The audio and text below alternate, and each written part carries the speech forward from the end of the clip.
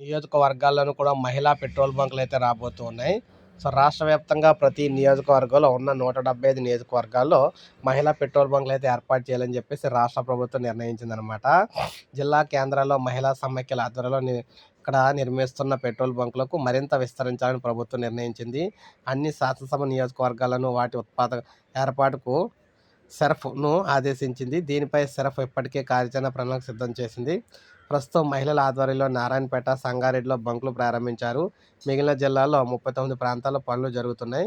Indian oil corporation, Bharat petroleum, Hindustan petroleum సంస్థ సహకారంతో భూములు గుర్తించి లీజు ఒప్పందాలు, అనుమతులు, లేఅవుట్లు, ట్యాంకుల బిగింపు వంటి పనులు కొనసాగుతూ ఉన్నాయి.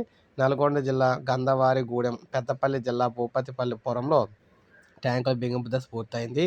ఆదిలాబాద్, వికారాబాద్, వనపర్తి, ఖమ్మం, కొమరంభీం, హన్మకొండ జిల్లాలో భూమి చదును నిర్మాణ కార్యక్రమాలు అయితే మొదలయ్యాయి. కరీంనగర్ జిల్లాలో 2 సంఘాలకు ఎన్ఓసీలు రాగా, కామారెడ్డి, సూర్యాపేట, రంగారెడ్డి, మేడ్చల్ జిల్లాల్లో లీజు ఒప్పందాలు అనుమతుల దశకు చేరుకున్నాయి. ఇక మరికొన్ని ప్రాంతాల్లో జాతీయ రహదారుల సంస్థ, ఫైర్, పోలీస్, మున్సిపల్, రెవెన్యూ శాఖల నుంచి ఎన్ఓసీలు తీసుకునే ప్రక్రియ కొనసాగుతుంది. రాష్ట్రంలోని 175 నియోజకవర్గాల్లో ఈ 175 పెట్రోల్ బంకులు అయితే మహిళల ద్వారా పెట్టిస్తున్నారు. అప్పుడు ఏమవుద్దంటే మహిళల ద్వారా నడిపే పెట్రోల్ బంకులకి అటు మహిళలకు, డ్వాక్రా మహిళలకు ఉపాధి కలుగుతుంది.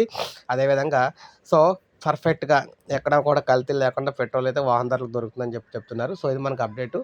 లైక్ చేయండి, సబ్స్క్రైబ్ చేసుకోండి మన ఛానల్.